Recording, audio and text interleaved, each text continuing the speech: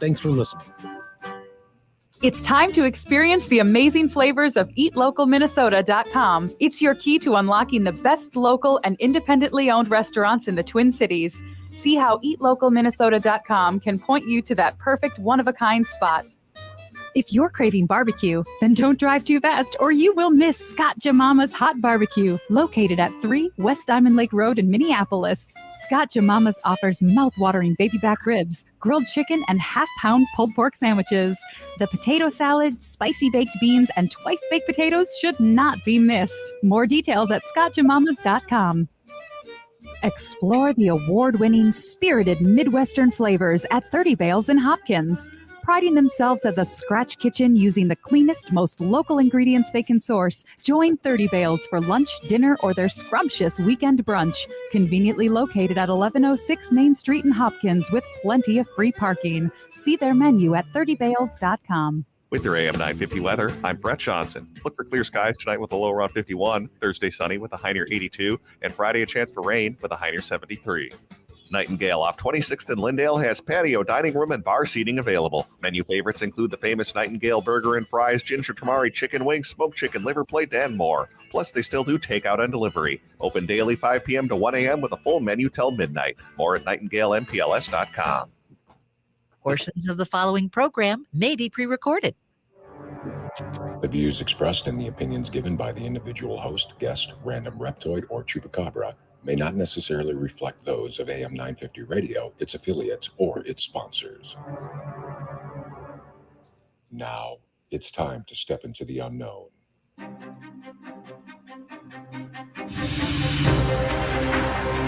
There are things people experience but never talk about.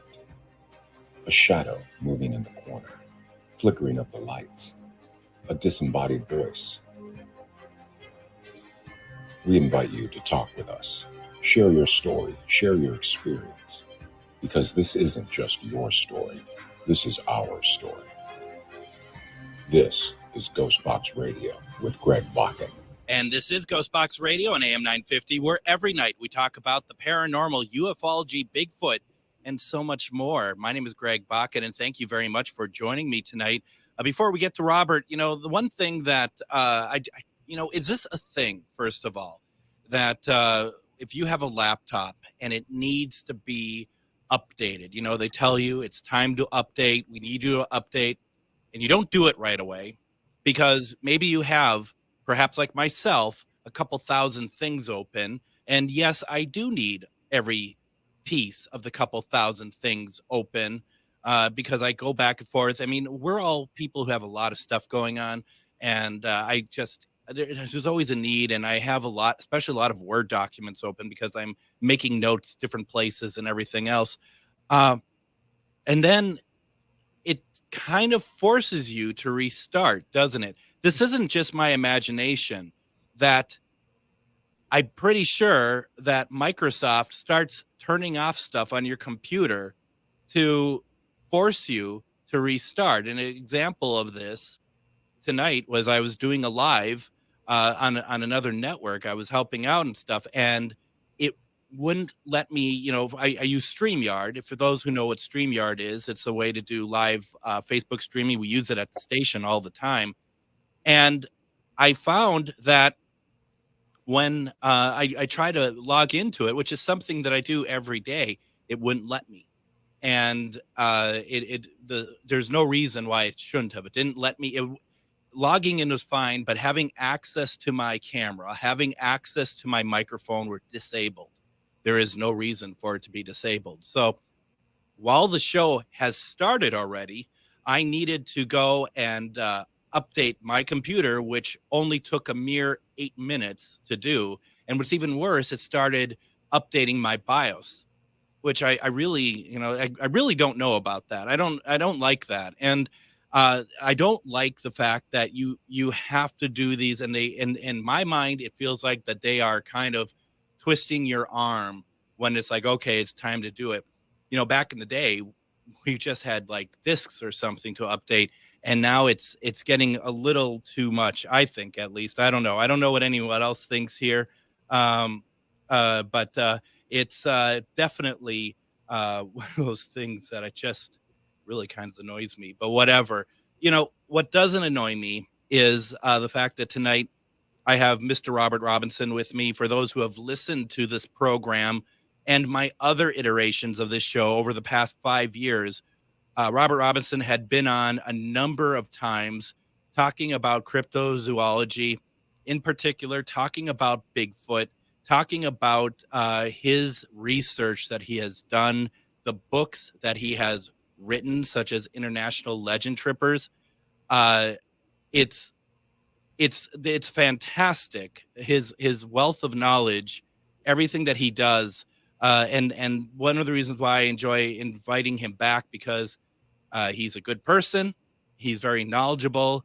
He's not going to sugarcoat anything for you. If you have something that you are curious about and it doesn't quite fit in with the research that he has spent many, many years doing, and I'm just very happy to have him on. Robert, welcome to GhostBox Radio. Hey, Greg. Thank you for having me on. Oh gosh, my pleasure. I'm so glad that we were able to get this to work. And I had for poor Robert, I make this art for every program. I mean, it gets detailed, right? Some mistakes can be made, and I put on his art for his show for tonight. What I provided him had yesterday's date on it, so poor Robert thought he missed the program last night, and it's just like I just can't. I'm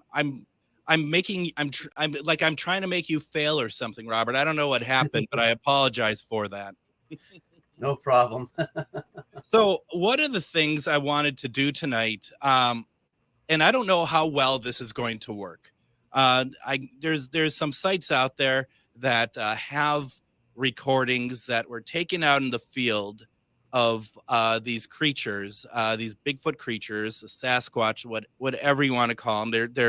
They're different names by different regions, and wanted to play some of these. I mean, gosh, first of all, Robert, once again, how long have you been doing this? Oh God, I've had a lifelong interest in it, but I didn't really get serious until I retired from the military, where I was able to, start doing serious research. Yeah, and the reason why I say this too is because we're going to play some recordings tonight. Hopefully, they come through for everyone to hear, and we're going to talk about it. And the fact is that Robert's been doing this for a long time. That you're very conscientious of the sounds that these creatures make, right? Yes. And when you're out in the field doing the research, and I hate to use the word Bigfoot hunting, because I feel to me that sounds more aggressive than it needs to, and maybe I'm just being super precious about it. But I mean, how often are you getting any kind of audible response from them? And I don't necessarily mean like a tree knock, but if you're hearing the whoops and any sort of grunts or anything, is that something that's a common occurrence for you when you're out in the field? No, not always. I mean, sometimes you hear not much screams, but sometimes you might hear something breathing, or you might hear something kind of grunting. But the howls and stuff are with me in my research, it's been rare. I mean, I have heard some. It's been a while since I've heard some stuff, but Yeah. A lot of times you just kind of hear something rustling in the woods and moving around. And then you may hear breathing, or you may hear just kind of a oof kind of noise. Yeah, you do, and I have, and and that's the thing that I don't want to bore the audience again, because I've talked about this so much since it happened. But I kind of alluded to you, Robert, that we had been out in Kentucky, and they took us to a spot that had been a place of interest.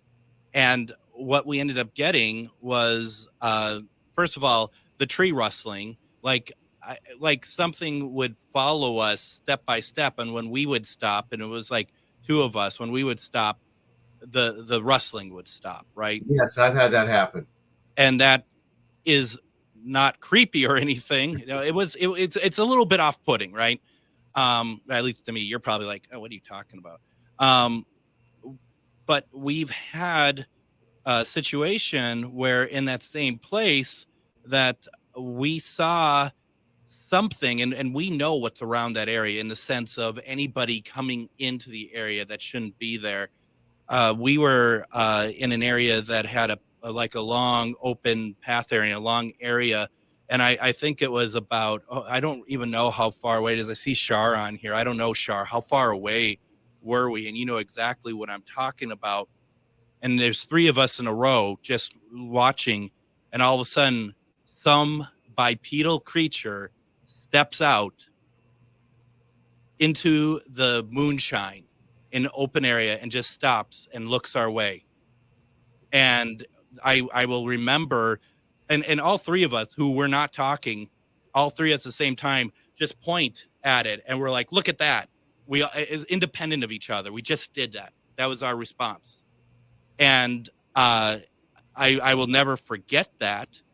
And it was, to me, the moonlight kind of it shimmered the fur on it. It was gray. To me, it looked gray, maybe like a blue gray because of the moonlight, perhaps. Mm-hmm. And later that night, it was part of an area that's that's part of an earthen fort, Fort Duffield. And we were at the fort itself, which isn't much, there's a lot left of it, but it was around in the Civil War. And we heard, I can't even describe the sound that was made by one of these creatures that was really, it just got all of our attention, obviously. I've never heard anything like that before in my life. And it was pretty intense, Robert. Wow. Yeah. And well, I tell you, once you see this thing, it leaves a lifelong an everlasting impression on you. It's something that will, the people that I believe have seen it, it is a life-changing event for them when they see this thing. The next night we were in a different we were in Indiana, and I can't explain what happened because once again we're in the woods, and I got to send you some pictures actually. We'll do that after the show about bending trees and creating what I thought were like nests, but they don't say those are nests, but they're structures. And we have this we're back there and we're trying to see what's going on. Robert, something put its hand on the back of my head and took it off. I don't know what that was because there was nobody around me. I'm a taller person. There was nobody my height nearby me. I thought maybe what I did that I backed into like a branch or something. And I was going to be mad at myself because I'm pretty good at knowing what's around me, especially doing the paranormal investigating. There was nothing behind me. I can't explain what had happened there. Have you ever heard of anything like that? No, I can't say I've heard anything. I've had an individual told me that he was sitting down, he was out hunting, and he sat down underneath a tree, and something was throwing, I think, acorns or something at him. Yeah. I've read some incident reports where people have actually been struck by it. I think one story, the individual who was a teenager at the time kind of ran up on it, and I think he almost ran into it, and the creature kind of pushed him away. And I think I don't think the animal was attacking him as it was, in a defensive posture, the teenager running into him. Yeah. As far as touching, I know that, they put their hand through windows, open windows. But, I'm sure if I go back and look, I could probably find something. But right off the bat, I can't think of anything. it's just weird. It's just because when a hand puts itself on your head, you know what I mean? It's not it's not something that you can just be like, I wonder if that was like a bug or something. It's something that's very kind of tangible. But I just wanted to share that because, like you said, it is life changing. And for these people who are listening to the show, some who listen on a regular basis has heard this story from me more than they probably ever want to count, because it's just been something that we keep bringing up because it's something that we did not expect at all, especially at Fort Duffield. We did not expect it, but it changed everything, the way that we went forward. And they've done events over at Fort Duffield since, and they've gotten some really interesting things in that area as well. I mean, that's nice. Just outside of Louisville, Kentucky is West Point, where Fort Duffield is. Okay. Yeah. No, it's something else. So that's why I wanted to kind of talk with you, and now I am much more, I guess, not in tune. That's not the right word, but more interested, perhaps, because there is that. Now it's kind of, this time it's personal, I guess. I don't know. We were over in Wabasha, Minnesota, which is south and right on the Mississippi River. On the other side is Wisconsin. And we were doing some stuff over there because there's a lot of woods and stuff as well that we thought might be interesting. And I want to send you a recording. I keep forgetting to do so, of something that we can't place what this animal sound is.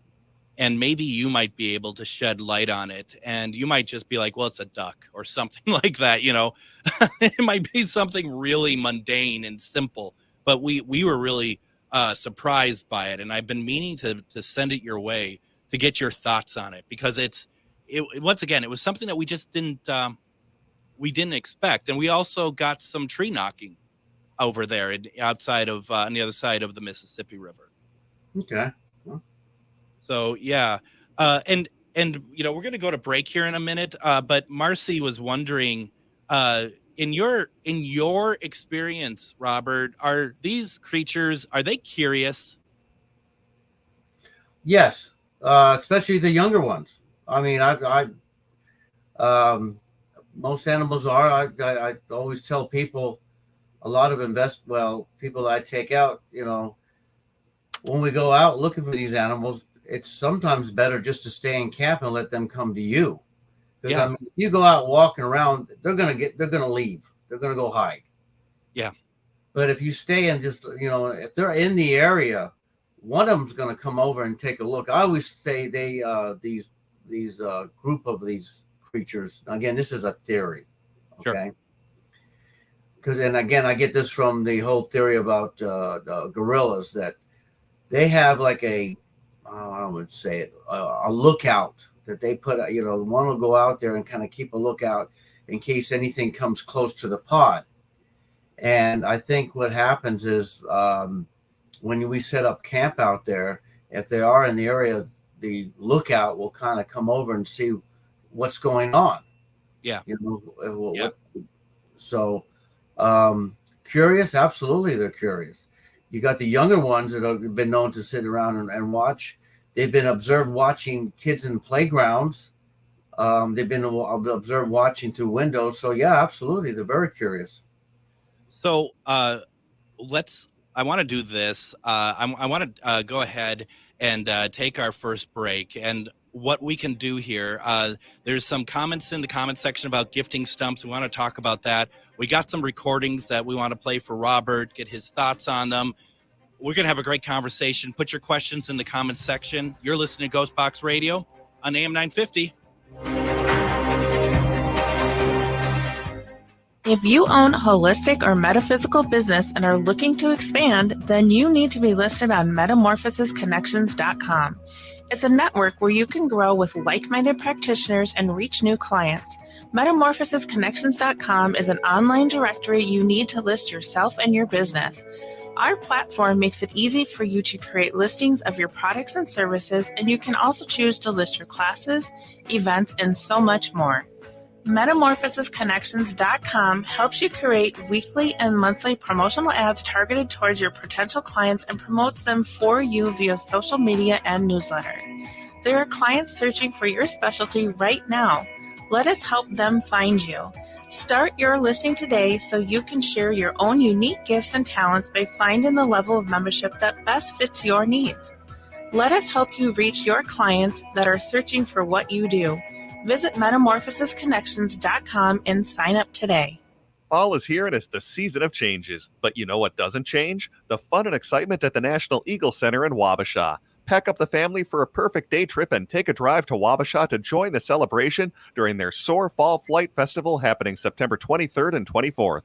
They're highlighting fall migration along the Mississippi River Flyway and celebrating Native American cultures and their connections to eagles. You'll meet the live eagle ambassadors, catch an exciting program in the beautiful Riverfront Amphitheater, and enjoy a front row seat to fall migration. You can explore Native and Indigenous cultures by visiting the exhibitor booths from Effigy Mounds National Monument, Indigenous artist Inkpa Manny, and Native American craftsman Dick Mindikowski. Plus, meet live birds from the Midwest Peregrine Society. Register for an unforgettable eagle viewing trip or behind-the-scenes experience and enjoy seasonal arts and crafts for all ages. It's a fall party with the Eagles, and you're invited. Get all the details online at nationaleagleCenter.org/soar and schedule your Eagle Fun today.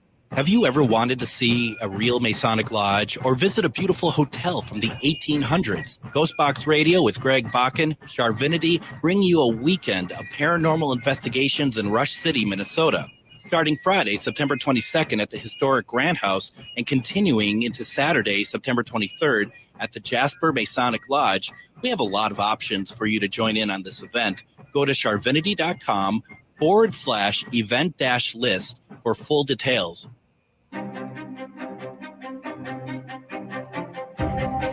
And I have some exciting news. First of all, I've been to that National Eagle Center in Wabasha, Minnesota. It's funny that we're just talking about Wabasha and it comes up in the break. If you have a chance to go to Wabasha, Minnesota and check out the National Eagle Center, it is well worth it. I have been there a couple times.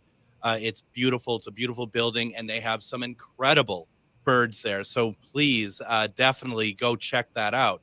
I also want to let people know that this Friday, GhostBox Radio is live from Crypticon, Minnesota. That's going to be held over at the Crown Plaza in Plymouth. You go to CrypticonMinneapolis.com. You can go there. You can find out which celebrities are going to be there. I'll tell you some of them. Dee Wallace is going to be there. You might remember Dee from E.T. She was also in The Howling, the Cujo. I mean, that's pretty cool. I'm excited about that. Danny Pinaturo. Wasn't Danny in Who's the Boss? He was also in Cujo. That's pretty cool. But you know who I'm really excited about seeing there? Clint Howard. Does that name sound familiar? First of all, it's Ron Howard's brother. Clint Howard was that, I mean, amongst many things. He's in a lot of things. I remember seeing in an episode of Odd Couple. But he was also in an episode of Star Trek. He was the little child that had the man voice, and he is bald. Anyone remember that? It's fantastic. I wonder if I could talk to him. We're doing Casual Friday from Crypticon this Friday. So if you have a chance, and who knows who's going to stop by. I know Jim Seuss is going to stop by, and he is one of the people that worked at Crypticon. We're just going to have a great conversation. It's going to be a lot of fun. So if you're going to Crypticon, and I think you should, there's tickets still available. Go to CrypticonMinneapolis.com to find out what works for you. I'm going to be out there all weekend. I have a panel. I'm doing my presentation, playing Spirit Box recordings on Saturday at 3 p.m. And then at, I think, noon on Sunday, I'm on a panel with some other people talking about the Palmer House. So it's going to be a fantastic event. A good weekend. I'll be out there all weekend. Hopefully can run into some people out there and say hi. We are talking about the sounds Bigfoot makes, and you might be like, well, we haven't talked about any sounds Bigfoot made yet. And, you know, honestly, Robert, I'm not quite sure how we're going to do this in the sense of you're going to play these, and I don't know if it's just like, does that sound right to you? And you're going to be like, yeah or no. I mean, but I think that they're interesting. I think they're interesting to just listen to, if that works for you. That's fine. Yeah. All right. He's just like, why am I here tonight? And it's a fair question. Now, there's a couple more things that have come through. Robert, when you go out and do your research in the field, do you create a gifting stump? No, I haven't done that. I know what you're talking about and stuff, and I know people that have done that with their house. They've left stuff out in their house and stuff. But I do know some investigators that have done that. I haven't done that. We did it in Indiana, and we like Zanzi did. We didn't put out the chocolate or anything. We did have some stuff out there, but what we did have out there was a granola bar. It was still wrapped. And like she said, she had feathers and fancy rocks. We had marbles that were kind of balancing on the stump itself. And we went away for a couple hours. Now, earlier that evening, we were in a picnic area. And it's just like you said, we only had... we didn't really travel far from the campsite. We went into the woods a little bit, but we kind of stuck to the campsite. We had some Funyuns, a bag of Funyuns at a picnic table, and some raccoons came up and they took it and they ripped it apart, just like what you expect raccoons to do. The gifting stump, though, we left for a little bit, about 2 hours. We came back, and most of the stuff on the gifting stump was still there, except for the granola bar. And the granola bar, we found the wrapper on the floor, on the ground. And, like we talked about how the raccoons just tore apart the Funyun bag. This was not ripped apart. It looked literally like someone had the bar and they took their nail and went across the packaging, like slid it open and took it out and put the wrapper on the ground. That marble I talked about was untouched. I mean, it was a very delicate operation. Most of the time that I know investigators do it, they set up a trail cam or some kind of a recording device to keep an eye on the area where they put some gifts. And I know a couple times where they left like apples and peanut butter and stuff, and the stuff came up. Then again, they've had some raccoons and some other animals come up and get it. I always wanted to suspend an apple on a rope where the raccoons and stuff couldn't get it. I just haven't done it. I mean, I've talked to friends of mine, Nick and them, about doing it. And to be honest with you, I probably need to go ahead and start doing that, because I've talked about it a bunch of times, and then set up our trail cameras in areas where, these things have been seen. Yeah. And that way it's kind of, how would I say it? What else can grab an apple off of a rope, And you can have that dangle pretty high because you're very tall. So yeah, you're right. And this, and you could do it where the length between, if you did it off a limb and the rope was tall enough that, like to your point, the raccoons can't just shimmy down the rope to get the apple or whatever. They're not that smart enough to do that. No, I'm not that smart to do that. I mean, I've seen people do similar, and the animals come up from the bottom and they try to jump up and get it, and to no avail. And then they just kind of give up and go off. But I've never seen them get smart enough to go up the tree and come down the rope to get it. No. If you do that, please let me know. I'd love to know what you find with that. I think that's a fantastic idea. To do that. I need to do that. Like I said, me and the group I go out with, we've talked numerous times about doing it. I'll be honest, I don't know why we haven't done it. Now you've at a loss right now, because now you're talking about it. It's like do it. Do it. Just do it, Robert. We're gonna do it. We're gonna do it this time. Yeah, do it this time. And how often do you go out into the field? Well, I haven't been in a long time, and because the weather down here in Florida has been extremely, extremely hot. And I have, I'll be honest with you, I have taken a step back a little from it to focus on my wife, because my wife has Parkinson's. Yeah. And she has been doing this furniture stuff, and I decided I wanted to help her, push, because she's been supporting me for a long time, and I just want to take a step back and support her. Yeah. She does enjoy camping. She does enjoy going out there. She's a fantastic photographer.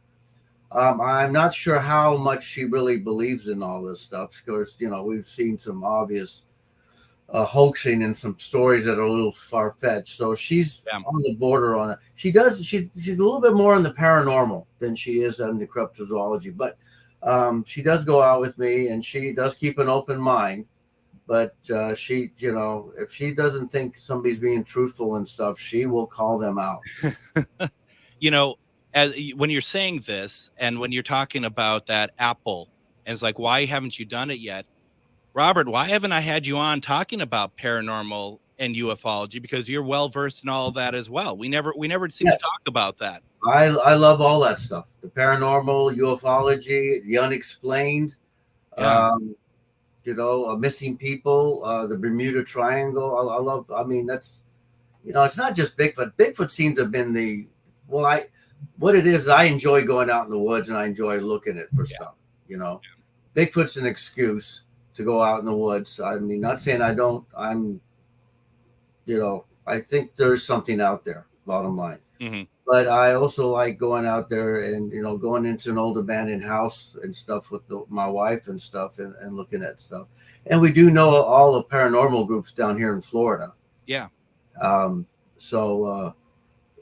I'll be honest with you, we've actually talked about, maybe going out and checking out some, paranormal places and stuff versus, doing the Bigfoot, especially when it's really hot, You're too hot to go in the woods. You're in the swamp. What are they called down there? Skunk apes, or?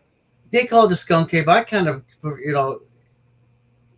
it's traditionally called the skunk ape. Dave Shealy kind of, popularized that term, but it was actually used a lot longer before he ever used it. I mean, it was called the Everglades ape.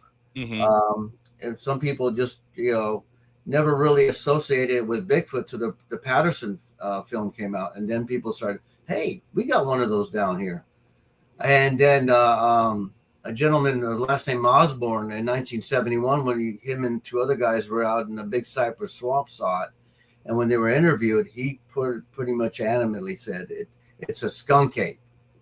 Yeah. So the name stuck. Some investigators don't like it.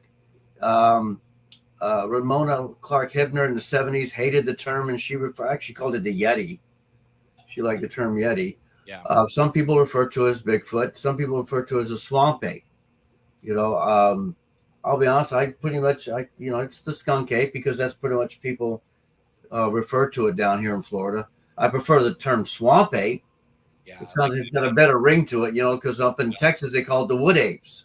So here in Florida we have the swamp apes.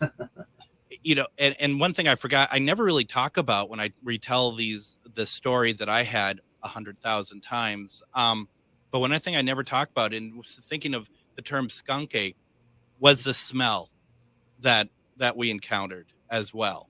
Mm-hmm. In Kentucky, the kind of the dank urine, very, and like, it's just it was very potent. Even when we didn't see that creature, it was like all of a sudden it was just around us, that odor that it just kind of raised our alarm of like, okay, what is going on here? Believe it or not, this animal, and I'm not just talking the Florida one, there's reports of an animal, the Sasquatch, over in California, Oregon, and it's been known to give off a smell too. People have known a very pungent smell. The Honey Island swamp monster, the Falk monster, again, people have noticed this pungent smell. It's a big hairy animal going through this woods, and there's different theories. I mean, I have talked to people that have seen it and didn't smell it. I've talked to people that have smelt it and didn't see it, and I've seen, last one, of course, people have seen it and smelled it. So it's kind of, it's you know, well, It could be anything. been known to give off a pungent smell. Now, what is the name of that site? Because Marcy's asking the question. She's like, I've heard that there's Bigfoots in Sierra National Park. Has anyone investigated there? My guess is that if someone knows that there is a creature, they've investigated it. And there is a website that you have talked about before that kind of tracks where people have seen sightings of these creatures. Well, the best one is Matt Moneymaker's site, the BRFO. He has a very, very comprehensive and probably the best one database out there of sightings, not only in the United States, but all over the world too. Right. And he does have a team of investigators that goes out and when a report comes in, and they'll go take a look at, unfortunately, some of the reports that come in, the person, is telling a report of something he saw like 10 years ago. Yeah. So that's kind of hard to investigate it. But, like I said, the BRFO is probably, in my opinion, one of the better sites out there when it comes to, doing research and looking. Because I tell people, when you're going out to an area, go to the BRFO, see if there's been any activity in the area that you're going before you go out there.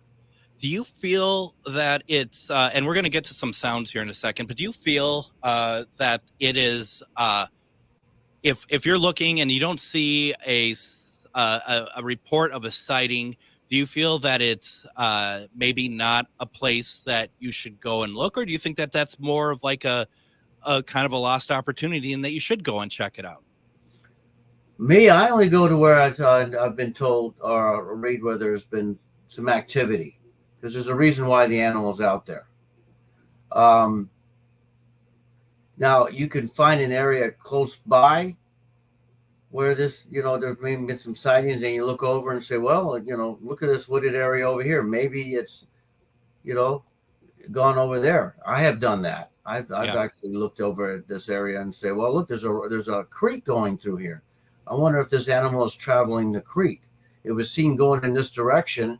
And so let's go see if it actually, let's see if we can head it off at the pass and see if it actually comes down in this area, So, I mean, you got to kind of do a little bit of detective work, or kind of trying to think where you anticipate it, the next sighting might be. Or Which is the fun part, right? I mean, that's, I mean, that's the best part. We're going to need to head to break here in a second, but I want to play a roar, and these are from woodape.org. Just as I think that this, I mean, I'm sure there's other sites, maybe they're better sites. I do not know. If you know of good sites out there, folks, let me know. But I looked, and these are well documented sites. There's a lot of information about these audio recordings. This recording from 2017 is actually of two individuals, and was recorded not long after the team had loudly broadcasted playbacks of great ape vocalizations. The roars may well have been intended to defend territory throughout intimidation. Robert, I'm going to play this clip right now. Hopefully y'all can hear it.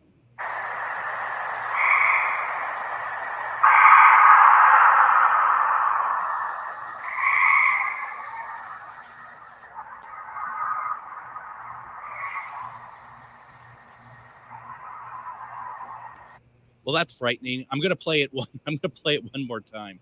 I hope everyone can hear it. If you can't hear it, I know you can hear it over the air, but if you can't hear it through our streaming, let me know.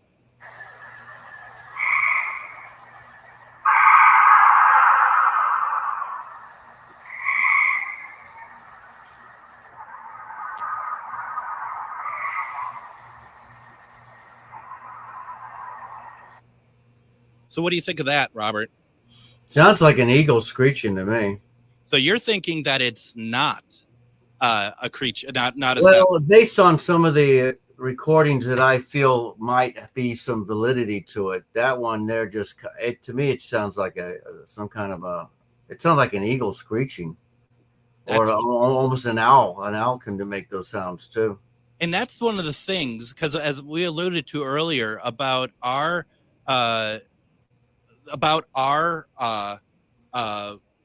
sound that we weren't sure of, that's what I think we're kind of worried about, is you coming back and being like it's a bunny or something like that, So, and I think that's good to know, though. We need to know that.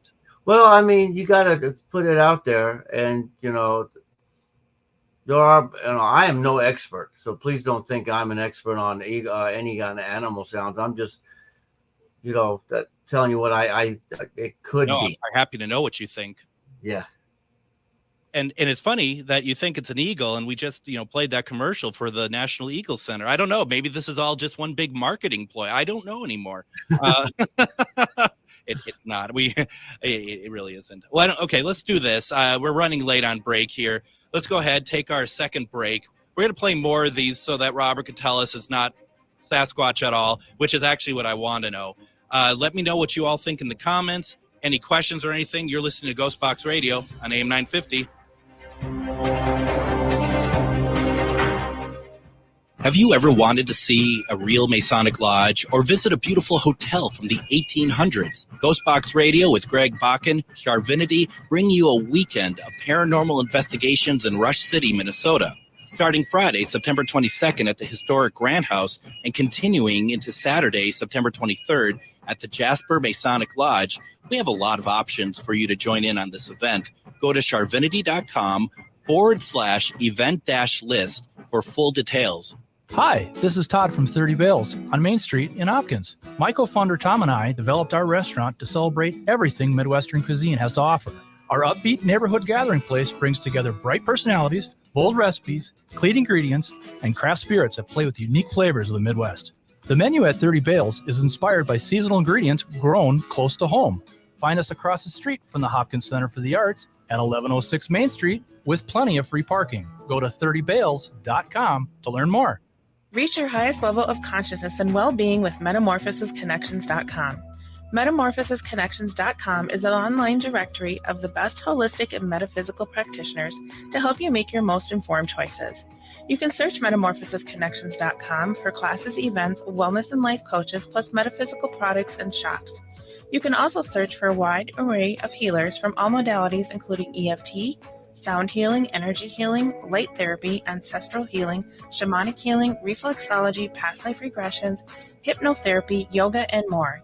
And if you're not sure where to start, the search feature on metamorphosisconnections.com is tailored to help both those who know what they are looking for and those who are just starting. Come explore the possibilities for your higher self by visiting metamorphosisconnections.com. Their experienced practitioners can guide both beginners and those that are already on their spiritual journey. That's metamorphosisconnection.com, your link to direct you on your spiritual transformation. With your AM 950 weather, I'm Brett Johnson. Look for clear skies tonight with a low around 51, Thursday sunny with a high near 82, and Friday a chance for rain with a high near 73.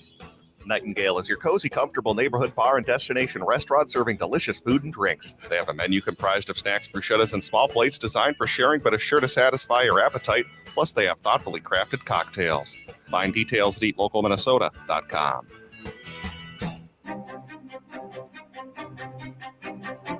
And tomorrow on GhostBox Radio with Greg Bakun, Adam is going to be hosting the show tomorrow. I'm going to be off doing something else, so I'm really excited for Adam to take on the program tomorrow. We're going to have on evidential medium Jennifer Lee. She's going to do one-question readings. She's also a certified death doula, which I know Adam is just going to really love talking about that quite a bit. And I'm really looking forward to it. So please tune in. If you have questions for Jennifer tomorrow, put them in the comments, just like you are tonight. It's going to be a fantastic show. Show Adam some love. Make sure you're there and definitely talk with him. It's going to be a great program. And like I said, I am on Friday. I'm going to be live from Crypticon, Minnesota. You can go get tickets if you're local over at Crypticon, Minneapolis.com. There's tickets still available. There's a lot of people going to be there. Going to be a lot of vendors. I think you're going to have a great time if you go out there. There's day passes at all. You don't have to go for the whole week. And if you want to just do like Saturday or something, that's available as well. I also want to let people know, because this is going to be a pretty big event. Monday through Wednesday next week, we are focusing 3 days on a place called the Enfield Demon House. This building This house was built in 1771. Jay Yapel is going to be on with me. I've known Jay for a number of years. He's been he had been on my show 2016 or something. That story chills me to the bone, but there's a lot of changes and a lot more information has come up since then. We want him on. We're going to have some special guests that are going to join us next week to talk about this place. I don't think you want to miss it. It's going to be great. We are talking with Mr. Robert Robinson. We are listening to some recordings that may or may not be of a Bigfoot, and I think it's good. And I joke with you, Robert, that it's like, oh, you're just bursting our balloon. But honestly, this is what I like about it, because you're being able to hear things and see it from a perspective, because what a lot of us do, what I do, because I am absolutely no expert on these sounds that they make. They're presenting something to me. I'm taking it at face value. You're somebody who has spent many years in the field. I like your take on it. I really do. Sounds good. I'm just like, hello. So I Ernie, thought you were gonna play another sound, so I was. Everyone is, and I have yet to do so. But there's a lot of good questions in there, and I want your thoughts on this. Calls and trees, tree knocks, Ernie says, and all those things are not what I would recommend. We honestly have no idea if that might provoke a Sasquatch or run them off. What are your thoughts on that, Robert? I always tell people, when you go out there and try to imitate an animal, like you go up to a cat and go meow, the cat looks at you like, what? What are you doing? These animals know, they can pick up if it's a human out there doing it.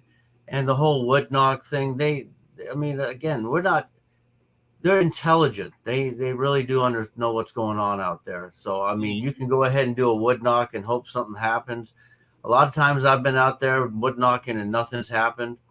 I remember one night I was with some other guys. We did a wood knock. We got a wood knock back. We did another wood knock, got a wood knock back. And I went, man, that sounds awfully. So I got on the phone and I called a friend of mine. I said, hey, are you guys out by the chance? He goes, yeah, we just got to respond to a wood knock. And I went, hold on a second. I said, did you just hear that? He goes, yeah, man, we just heard another wood. I said, that's us. Oh, we're on the other side of the woods here. I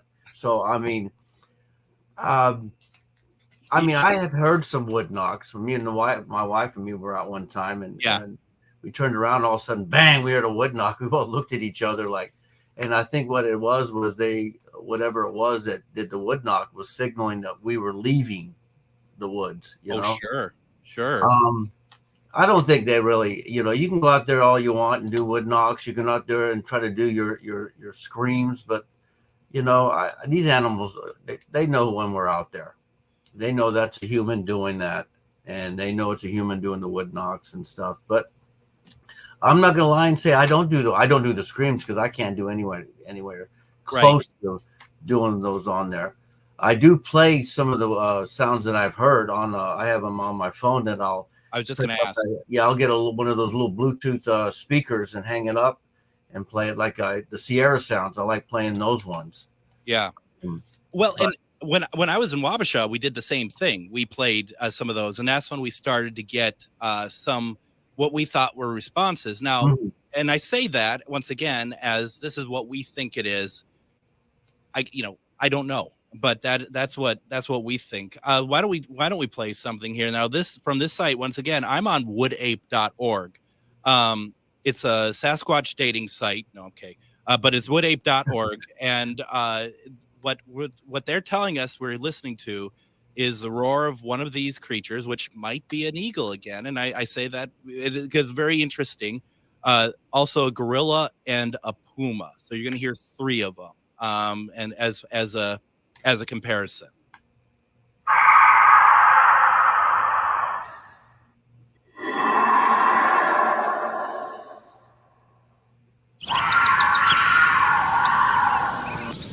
So what we just listened to was a roar. What they believe, what they're telling us, is the roar of a Sasquatch Bigfoot, a gorilla, and a puma. So I'm going to play that one more time for everybody.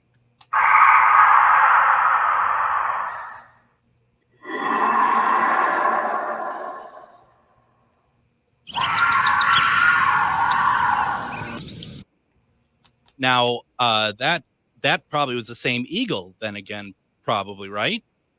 Well, it wouldn't necessarily be an eagle, but I, comparing it to a gorilla sound, I mean, these are Bigfoot, as we'll call them, primates.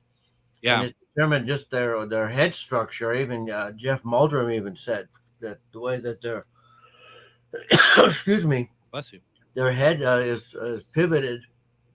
There's certain sounds they can't make, like they can't make an E sound, And then when I was listening to the Sierra sounds, it did remind me of a gorilla. So I just picture a deeper, more of a, Yeah. Yeah, because this what they're playing here is more of like a screech. Now that you have mentioned the eagle beforehand, to me that seemed like what we're hearing is more of a screech. Some people go out there and they hear. I mean, I can tell you one time, really quick. I was out there. I don't remember who I was with, and I heard this weird. I was in Pennsylvania. Heard this really weird noise, and the first thing popped in my head was, "Oh my God, is that a Sasquatch?" Mm-hmm. And the person next to me go, "That's a deer giving birth." And I was like, "That is the most weirdest sound I have ever heard. I just can't imagine a deer doing it." He goes, "Well, that's what it is." So there are noises out there that, a lot of us don't know. This individual I was with, who's an avid hunter who's been out there all the time and knows what's out there. But, in the same aspect, he's also a researcher as well. So he thinks that they're. But he's one of those people that if he knows what the sound is, he's not going to sugarcoat it or have you believe it's anything else. He's going to say, no, that's a deer giving birth. No, that's an eagle. No, that's, and I'd rather be, I'd rather be around people that are going to be truthful about stuff than to, have me believing it's something when it's not. Well, and that's the only way we're going to learn, right? Yeah, correct. Because then it also makes you look foolish around other people. Right. You're up there. Yeah, that's a Bigfoot. And he goes, dude, have you ever been in the woods? No, that's a deer giving birth. You need to get out in the woods more. If you did, you would know that. So, yeah. And I wouldn't know. I wouldn't know what that sounds like. Now, I think the best place you could find Bigfoot, like, because it's nature and stuff, is in this damn studio that I'm in right now. As you're talking, Robert, some big old spider just on a web went down right in front of me into the back of the board, and now it's loose. And this is not. If you start seeing me smashing the equipment, it's because I'm trying to get it. It's really this is very unfair. The conditions that I have to do this show on, Robert, are appalling, and you need to know this. Especially if something happens to me here. Why don't we play another one? Whistling. Yes, that's I real quick. I am an avid believer about this animal being able to whistle, which separates it from a bear or any other animal, because bears cannot whistle. They can't move their mouth. They can't form it, right? Right. Whereas I have read, there was one gentleman, an Italian climber, and he went looking for the Yeti, and he wrote a book about it, but he also just goes into a section where he had something following him and it was whistling. And then later on, he goes, I think it was a bear. And I went, bears don't whistle, So exactly. And I do believe that these animals do have the ability to whistle. Let's play this. We're already out of time. Let's go ahead and play this and see what you think. I'm going to play it again. What you think of that? Sounds like a human. And we have about less than 2 minutes left. What does the whistle sound like? You don't have to. Well, I tell you, I wish I had I do have the Sierra sounds, but I have it on a cassette. But if anybody ever goes on YouTube and all that, it's called the Sierra sounds. Alan Berry and oh God, I forgot the other gentleman's name. He's gonna be so pissed off if he's listening to the show and no, I can't remember his name. But they were out, and Alan got some and they were, Alan took it and gave it to scientists to listen to, and it was played on In Search Of. It was played on Mysterious Monsters, and you can hear it making some growling noises, but then you can also hear it making some whistling noises too. Yeah, thank you, Ron Moorhead. Whoever wrote that, thank you. Thank you, Tim. Ron's not listening to this because I've messed Ron's name up before. So, but anyway, yeah, he's used to it. But the sounds that they brought back, again, they've had them tested, and they were determined not to be human. But again, it's and the animal itself is making different kinds of noises, and I mean, it's really neat to listen to. It sounds it. If you talked about Sierra sounds, and I didn't know how to play these the right way. That's why I didn't use them tonight. But I think what we should do is have them in the future. Maybe if you want to come back, I'd love to do this again if you're up for it. But we have to go now. We have to go now, Robert. I hope you had a good time tonight. Always, Greg. Thanks for having me on the show. My pleasure. And tomorrow, Adam's going to be here. We're going to have evidential medium Jennifer Lee. Have a good night, everybody. Standing Up to the Hatriots, the David Pakman Show, weekdays at 2 p.m. on AM 950 KTNF